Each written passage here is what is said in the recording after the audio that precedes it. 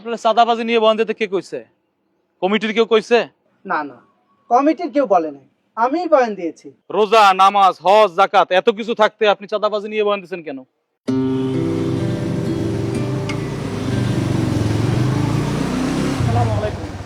ওয়ালাইকুম আসসালাম। কেমন আছেন ভাই? আলহামদুলিল্লাহ, ভালো আছো তোমরা?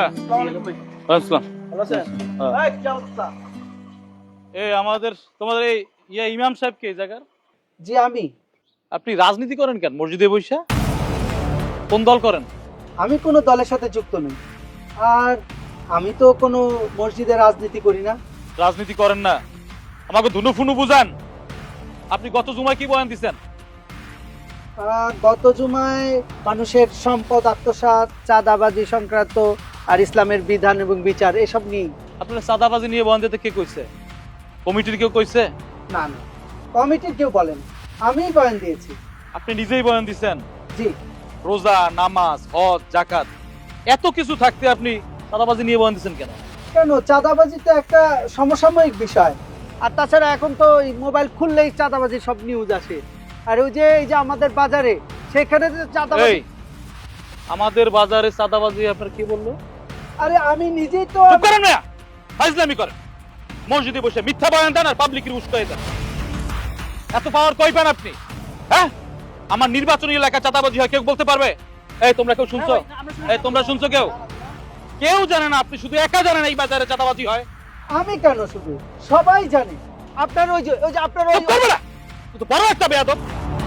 তুই প্রথম থেকে বেয়াদবি করতেই আসো। আলেম মানুষ থাকবে নরম সরম তা না। একই যদি রাজনীতি করতেই হয় মসজিদ থেকে বের হই, তারপর রাজনীতি কর। হক কথা বললে, কোরআনের কথা বললে যদি রাজনীতি হয়, বেয়াদবি হয়, তাহলে আমি রাজনীতিবিদ, আমি বেয়াদব। তুই আসলেই একটা বেয়াদব। আর তোর মতো বেয়াদব রে কিভাবে শায়েস্তা করতে এটা আমার জানা আছে। 5ই আগস্টের পর তোমাকে পাংখা গজাই গেছে না? এই ছেলে, ইমাম সাহেব মাপ চাবে, আর এতক্ষণ তোমরাই বেয়াদবি করছিল মিয়া। মাপ তো তোমাদের চাওয়া উচিত। আপনার ছেলে এমতি কেমনে করে দেখালাম। এই থাম। চাচা, এইবার বুঝলাম ইমাম সাহেব এত সাহস কই পায়। এই সাহস কই পায় মানে? এটা কোন ধরনের কথা? হ্যাঁ, ইমাম শব্দের অর্থ হলো নেতা। নেতায় যদি সাহস করে কথাই না বলতে পারে তাহলে কিসের নেতা আর কিসের ইমাম? হ্যাঁ, প্রথম থেকে চুপ ছিলাম, কিচ্ছু কই নাই, কারণ আমাদের নেতা কথা বলতেছিল। চাচা, হুজুরের নেতা বানাই ফেলাইলেন। যাদের যোগ্যতা আছে, সততা আছে, তাদের তো নেতা বানানো উচিত, তাই না? বুঝছি চাচা, বাতাস কোন দিক দিয়ে কোন দিকে যায়। সামনে নির্বাচন, তাই কিছু বললাম না। হাইকমান্ডেরও নির্দেশ চুপ থাকার জন্য, তাই ধৈর্য ধারণ করলাম। আপনার হাইকমান্ড কি বলেছে আমি জানি না, তবে আমার হাইকমান্ড কি বলছে জানেন? আপনারও হাইকমান্ড? তাহলে বলেন আপনার হাইকমান্ড কি বলে? কুনতুম খায়রা উম্মাতিন উখরিজাত লিন-নাস তা'মুরুনা বিল মা'রুফ ওয়া তানহাউনা আনিল মুনকার। তোমরা শ্রেষ্ঠ জাতি, মানুষের কল্যাণে তোমাদের সৃষ্টি করা হয়েছে।